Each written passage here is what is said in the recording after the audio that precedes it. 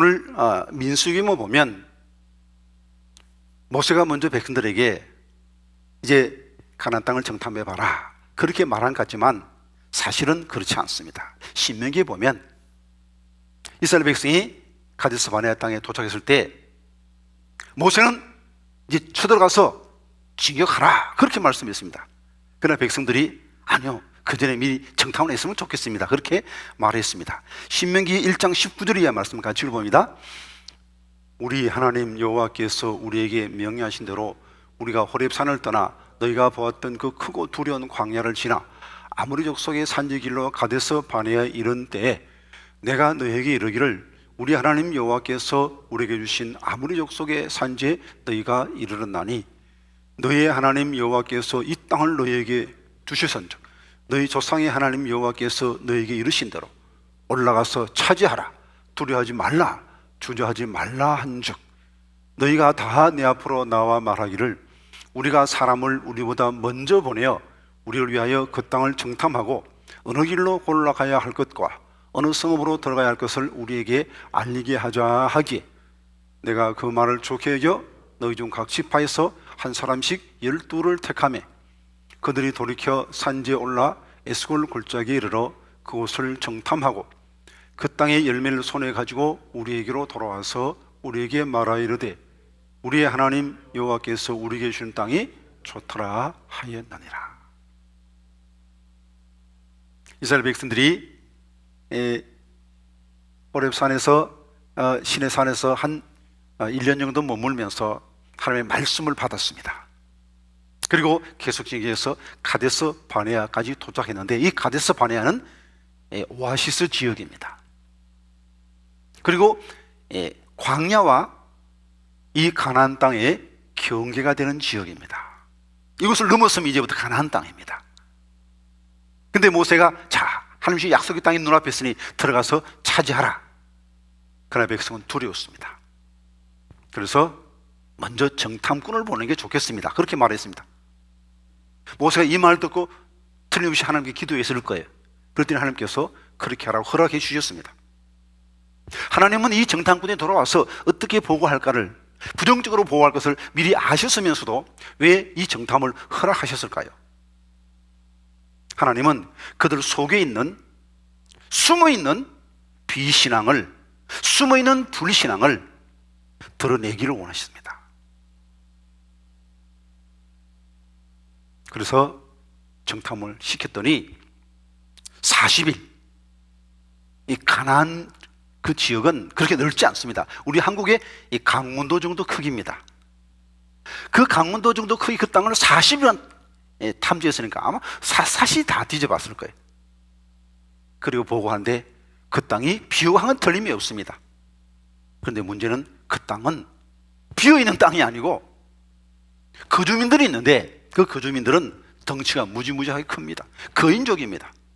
우리가 그 땅에 들어가려면 그 거인들을 몰아내야 될 텐데 우리가 무슨 수로 그들을 이기겠습니까? 우리는 그 땅을 차지할 수 없습니다. 차라리 애굽으로 돌아가서 좋겠습니다. 그렇게 부정적인 보고를 합니다. 10명은. 그러나 여호수아와 갈렙은 2명 여호수아와 갈렙은 아닙니다. 그들은 우리 밥입니다. 쳐들어갑시다. 하나님과 함께 하시면 너희 그 땅을 차지할 수 있습니다. 보고합니다. 상반된 보고가 들어왔죠. 그때 백성은 10명의 정탐꾼의 부정적 보고를 받아들입니다. 그리고 하나님을 원망하며 웁니다.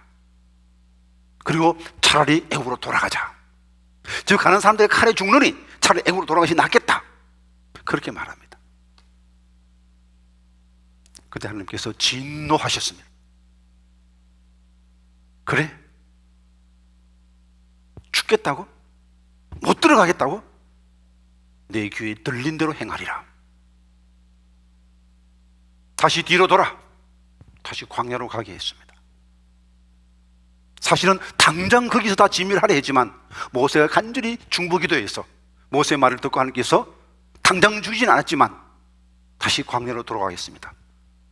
38년간 광야를 뱅글뱅글 돌다가 하나님을 믿지 아니한 우리는 저 땅에 들어갈 수 없습니다라고 말한 그렇게 말한 그 사람들은 다 광야에서 죽었습니다. 한 사람도 가나안 땅에 못 들어갔습니다. 오직 우리는 그 땅을 차지할 수 있습니다. 들어갈 수 있습니다.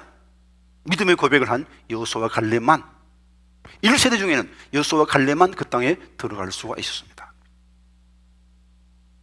우리가 뭐라고 말하냐? 굉장히 중요합니다. 특별히 코로나19 맞이해서 정말 힘들죠. 힘들다고 함부로 말씀하면 안 됩니다.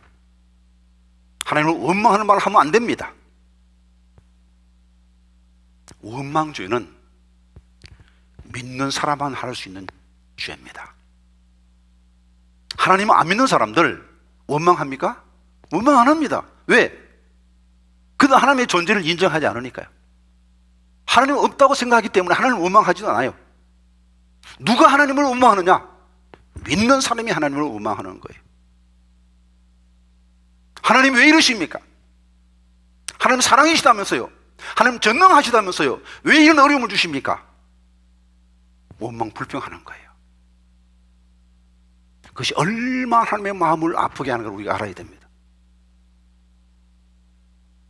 여러분의 자녀들이 여러분에게 대들고 원망하고 불평한다 그러면 얼마나 마음이 아프겠습니까? 자, 지금껏 어떻게 살아왔든 잘못했으면 회개하고 적어도 이제부터는 절대로 하나님을 원망하는 말 하지 않겠다 결심해야 되겠죠. 이제부터 정말 하나님의 마음을 시원하게 해드리는 여호수아와 갈렙처럼 믿음의 말을 해야 되겠습니다. 그러나 그렇게 믿음의 말을 하게 되고 또 결심만 한다고 되는 문제가 아닙니다. 이제부터 내가 건강한 사람이 돼야지 결심한다고 됩니까? 열심히 운동만 한다고 됩니까? 건강한 사람 되려면 좋은 음식을 먹어야 되죠. 오염된 것, 뭐 이렇게 유해물질 드는 그런 거 먹으면 안 됩니다. 좋은 음식을 먹어야 되고, 그리고 또 소화를 잘 시켜야 돼요. 그래야 운동할 수 있는 힘이 생기는 겁니다. 영적인 영양분이 어떤 거냐? 영적 음식이 어떤 거냐? 영적인 음식은 보는 것, 듣는 것입니다. 그러므로 잘 말하기 전에 먼저 잘 보아야 합니다. 잘 말하기 전에 먼저 잘 들어야 됩니다. 그래야 좋은 말을 할 수 있고, 그래야 하나님께 영광 돌리는 삶을 살 수가 있는 것이죠. 그러면 어떻게 하면 우리가 좋은 말을 할 수 있는 그런 믿음의 사람이 될 수 있을까요? 첫 번째로는 믿음으로 보고 믿음으로 해석해야 됩니다. 본문 25절에서 33절까지 말씀 같이 읽어봅니다. 40일 동안 땅을 정탐하기를 마치고 돌아와 바란 광야 가데스에 이르러 모세와 아론과 이스라엘 자손의 온 회중에게 나와 그들에게 보고하고 그 땅의 과일을 보이고 모세에게 말하여 이르되 당신이 우리를 보낸 땅에 간즉 과연 그 땅에 젖과 꿀이 흐르는데 이것은 그 땅의 과일이니이다. 그러나 그 땅 거주민은 강하고 성읍은 견고하고 심이 클 뿐 아니라 거기서 아낙 자손을 보았으며 아말렉인은 남방 땅에 거주하고 헤딘과 여부스인과 아무리는 산지에 거주하고 가나안인은 해변과 요단가에 거주하다이다. 갈렙이 모세 앞에서 백성을 조용하게 하고 이르되 우리가 곧 올라가서 그 땅을 취하자 능히 이기리라 하나 그와 함께 올라갔던 사람들은 이르되 우리는 능히 올라가서 그 백성을 치지 못하리라. 그들은 우리보다 강하니라 하고 이스라엘 자손 앞에서 그 정탐한 땅을 악평하여 이르되 우리가 두루 다니며 정탐한 땅은 그 거주민을 삼키는 땅이요 거기서 본 모든 백성의 신장이 장대한 자들이며 거기서 네피림 후손인 아낙 자손의 거인들을 보았나니 우리는 스스로 보기에도 메뚜기 같으니 그들이 보기에도 그와 같았을 것이니라. 자, 똑같은 땅을 보았습니다. 똑같은 땅을 보았는데 해석은 어떻습니까? 한 사람은 10사람은 우리는 그 땅을 차지할 수 없습니다. 2사람 아닙니다. 우리는 그 땅을 차지할 수 있습니다. 전혀 해석이 달랐던 거예요. 왜 그렇습니까? 10명은 육신의 눈으로만 보았습니다. 그러나 여호수아와 갈렙은 육의 눈으로 봤지만 동시에 영의 눈으로 봤습니다. 영의 눈으로 보니까 뭐가 보여? 하나님이 우리와 함께 계심이 보이는 겁니다. 하나님이 우리와 함께 계심을 생각하고 그 눈으로 바라보니까 그것들 별거 아니에요. 덩치 아무리 커도 하나님 앞에 그게 무슨 문제가 되겠습니까? 저들은 우리 밥이다, 문제없다, 전혀 염려가 되지 않았습니다.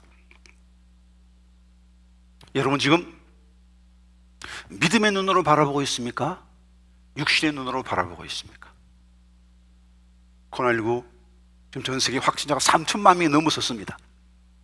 육신의 눈으로 보면 두려워 떨 수밖에 없어요. 그러나 영의 눈으로 봐야 됩니다. 영의 눈으로 바라보면 두려워 떨 것이 아니고 하나님이 이것까지 합력하여 설릴 수 있다, 담대하게 전진할 수 있는 것입니다. 기억하십시오. 믿음의 눈으로 바라보고 믿음으로 해석을 해야 됩니다. 이탈리아에 엘리나는 여성이 있습니다. 이 엘리나는 평생 소원이 중국에서 선교하는 겁니다.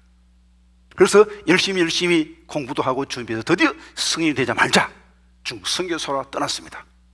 근데 중국 도착한 지 1년도 채 되지 않아서 심각한 폐병에 걸려서 돌아올 수밖에 없었습니다. 너무너무 안타깝죠. 한평생의 그 비전이 물금이 된 듯 느껴졌습니다. 그러나 엘리나는 낙심하지 않고 열심히 농사를 지었습니다. 그리고 그 농사 지은 것 중에 일부를 중국 선교 헌금으로 보낸 거예요. 근데 어느 날 탈곡을 하다가 그만 탈곡에 이 손이 끌려 들어가서 오른손이 잘리는 그런 사고를 당했습니다. 이제 농사도 지을 수 없었습니다. 그때 엘리나는 그 농장을 개조해서 양로원을 만들었습니다. 그래서 마을에 있는 목할 데 없는 노인들 그 집에 모시다가 이제 먹이고 그들 잘 보살펴 드렸습니다. 소문이 나자 점점 사람들이 점점 많이 몰려오기 시작합니다. 그래서 이탈리아에 있는 오갈 데 없는 그 노인들이 다 그 집에 모여서 굉장히 큰 양로원이 되었습니다. 이제 사람들은 엘리나를 노인들의 어머니라고 부르기 시작했습니다. 그의 선행은 전 세계로 소문나서 1990년도에는 노벨 평화상 후보에 오르기까지 했습니다. 어떻게 당신은 그런 역경 가운데서 이런 삶을 살 수 있었습니까? 질문했을 때 엘리나가 같이 대답했습니다. 저는 하나님께 왜라고 묻지 않았습니다. 대신에 무엇을 이라고 물었습니다. 실제로 폐병에 걸렸을 때 하나님 왜 제가 폐병에 걸리게 했습니까? 그렇게 묻지 않고 하나님 이제 폐병된 제가 무엇을 하기를 원하나요? 그렇게 물었다는 것입니다. 오른손이 잘려나갔을 때 왜 오른손이 잘려나가게 했습니까? 그렇게 묻지 않고 하나님 오른손이 없는 제게 무엇을 원하시나요? 왜라고 질문하지 마십시다. 믿음으로 해석하는 방법은 왜라고 질문하지 않고 하나님 무엇을 어떻게 할까요? 그렇게 물어보는 겁니다. 오늘 이 상황에서 하나님 무엇을 할까요? 어떻게 하나님을 영광스럽게 할까요? 질문하시고 믿음으로 보시고 믿음으로 해석하시는 복된 성도님들 다 될 수 있기를 간절히 기원드립니다.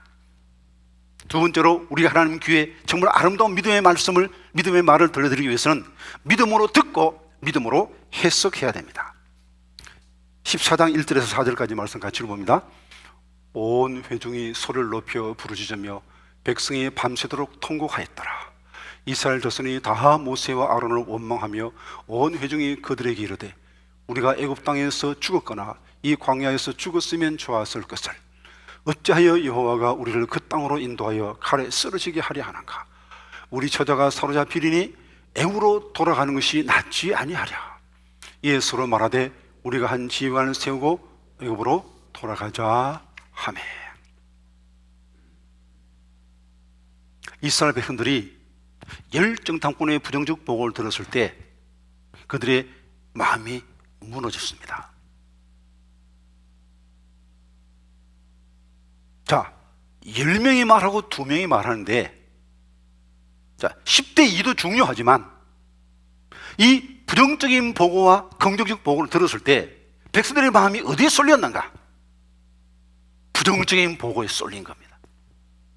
사람은 듣는 대로 다 듣습니까? 아닙니다. 사람은 듣고 싶은 것을 듣고 관심 있는 것을 듣는 거예요.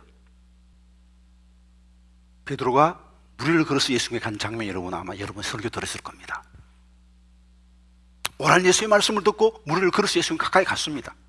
그 다음에 바람을 보고 풍랑을 보고 두려워 빠졌다는 겁니다. 그럼 무리를 걸었을 때하고 풍랑에서 빠졌을 때하고 차이가 뭐가 있습니까? 다른 바다입니까? 똑같은 바다예요. 아까도 풍랑이 있었고 지금도 풍랑이 있는 겁니다. 근데 아까는 그런데 지금은 왜 빠졌습니까? 아까는 예수님을 봤는데 지금 풍랑을 본 겁니다. 예수님이 안에 계신 거 아닙니다. 거기 계십니다. 마음에 예수님이 없고 풍랑에 대한 두려움만 있기 때문에 예수님을 보지 못한 겁니다. 그때 예수님께서 믿음이 없다고 베드로를 책망하셨습니다. 마태복음 있는 말씀 한번 같이 읽어봅니다. 베드로가 대답하여 이르되 주여 만일 주님이시거든 나를 명하사 무리로 오라 하소서 하니 오라 하시니 베드로가 배에서 내려 무리로 걸어서 예수께로 가되 바람을 보고 무서워 빠져가는지라 소리질러 이르되 주여 나를 구원하소서 하니 예수께서 즉시 손을 내밀어 그를 붙잡으시며 이르시되 믿음이 작은 자여 왜 의심하였느냐 하시고, 믿음이 작은 자여 왜 의심하였느냐. 방금 걸었잖아요. 방금 주님의 능력과 사랑을 체험했잖아요. 근데 왜 지금 또 의심에 빠지는 겁니까? 지금 날마다 구름 기둥 불 기둥으로 인도한 바다 여기까지 왔잖아요. 바로 오늘 아침에 만나를 먹었잖아요. 근데 왜 지금 믿음 없이 하나님을 바라보지 못하고 적의 강함만 바라보고 두려워 떠느냐? 하나님 몹시 서운하신 겁니다. 그래서 우리가 잘 들어야 돼요. 아무 소리나 들으면 안 됩니다. 듣는 것은 영적으로 음식을 먹는 것과 마찬가지입니다. 독이 든 음식을 먹으면 탈이 나요. 잘못된 불신앙의 말을 들으면 안 됩니다. 그럼 어떻게 됩니까? 신앙의 말을 들으려면 신앙의 사람과 더 많이 교제해야 되는 겁니다. 요즘 예배도 못 드리고 함께 모여서 또 구역 예배도 못 드리고 하니까 잘못하면 불신앙의 소리만 잔뜩 들을 수 있습니다. 그럼 여러분의 믿음이 떨어질 수 있습니다. 의도적으로 같이 함께 모여서 예배 못 드려도 SNS를 통해서 전화를 통해서 얼마나 교제할 수 있으니까 성도와의 교제를 더 강화해야 됩니다. 믿음의 말을 듣기를 힘써야 됩니다. 그리고 믿음으로 내 삶 속에 있는 모든 것들을 해석을 해야 돼. 해석을 잘해야 돼. 해석을.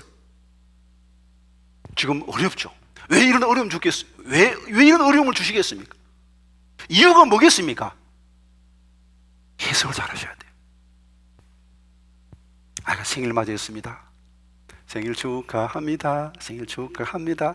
사랑하는 우리 아들 생일 축하합니다. 아버지가 탁 선물을 줬습니다. 그러니까 기대를 잔뜩 가지고 탁 열어보니까 이게 뭐야? 토끼똥이었습니다.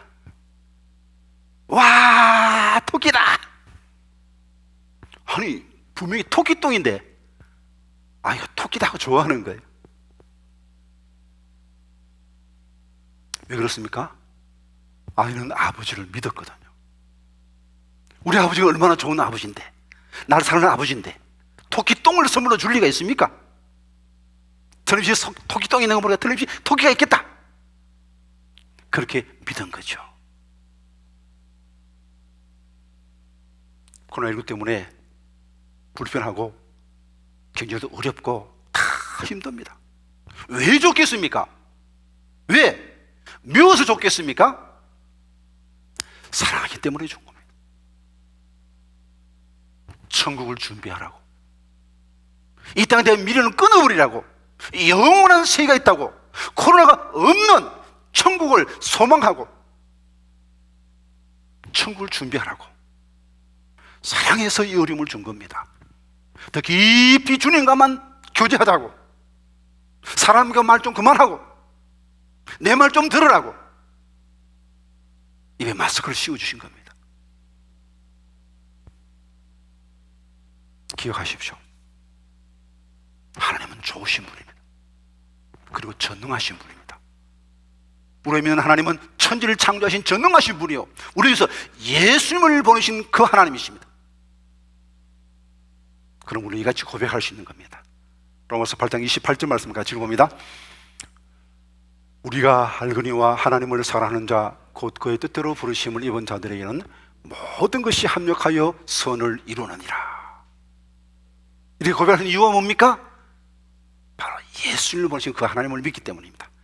계속해서 읽어보면 로마서 8장 31절 말씀 같이 읽어봅니다. 자기 아들을 아끼지 아니하시고 우리 모든 사람을 위하여 내주시니가 어찌 그 아들과 함께 모든 것을 우리에게 주시지 아니하겠느냐. 예수님을 보내신 그 하나님, 그 하나님이 주신 것이라면 다 사랑일 줄 믿습니다. 날마다 기막힌 새벽, 날기세 여자인 김동호 목사님의 간증을 제가 들어봤습니다. 폐병을 앓고 또 전리섬암까지 지금 두 가지 암을 지금 겪고 있는 분인데, 폐 이제 절제한 수술을 하고 보통 3개월마다 다시 이렇게 계속 체크를 해나가는데, 한 달이 채 못 돼가지고 또다시 이상이 와가지고 이제 재촬영을 하게 되었습니다. 그러고 나서 이제 결과를 들어가는데 재발되면 1년을 못 넘깁니다. 굉장히 두렵고 떨리죠. 그런데 기도하는 가운데 이 찬송가 가사가 생각이 났던 것입니다. 440쪽인 찬송가. 어디든지 예수 나를 이끌면 어디든지 예수와 함께 가려네. 예수와 함께 안 해가면 낙없고 예수님과 동행하면 겁없네. 어디를 가든지 겁낼 것 없네. 어디든지 예수 함께 가려네. 어디든지 이끌든지. 재발될 수도 있습니다. 예수님 그를 이끌 수도 있습니다. 재발 안 되고 나을 수도 있습니다. 그를 인도할 수 있습니다. 상관없습니다. 어느 곳을 인도하든지 예수님이 인도하시는 곳이라면 기꺼이 가겠다. 놀랍게도 그 순간에 이 가사가 100% 깨끗하게 믿어지는 기적을 체험합니다. 목사도 사람이죠. 죽음 앞에 두렵고 당황하지 않을 사람이 누가 있겠습니까? 그런데 이 찬송가 가사 딱 믿어지는 그 순간에 전혀 아무 동요 없이 자신이 신기해도 신기할 정도로 두려워야 되는데, 당황해야 되는데 전혀 두렵지 않았습니다. 담담하게 결과를 들어갈 수 있다는 것입니다. 당연히 재발되지 않아 지금까지 열심히 활동하고 있습니다. 중요한 것은 나느냐 낫지 않냐, 그게 중요한 게 아니에요. 중요한 것은 예수님이 나와 함께 하시고 예수님이 내 삶을 인도하신다는 것입니다. 나를 위해 십자가 지신 그 사랑의 예수님이, 양을 자신 목숨보다 더 사랑하는 그 선한 목이신 예수님이 우리의 선한 목자 되어 우리 가정을 인도하시고 우리 교회를 인도하시고 우리 민족을 이끌어 가십니다. 어디든지 예수님 이끌면 그것이 최선을 말고 기쁨으로 가겠습니다. 결단하고, 주여 여호와께서 나의 목자 되시니 내 잔이 넘치나이다. 날마다 고백할 수 있는, 믿음의 말로 하나님을 기쁘게 할 수 있는 복된 믿음의 사람들 다 될 수 있기를 간절히 기원드립니다.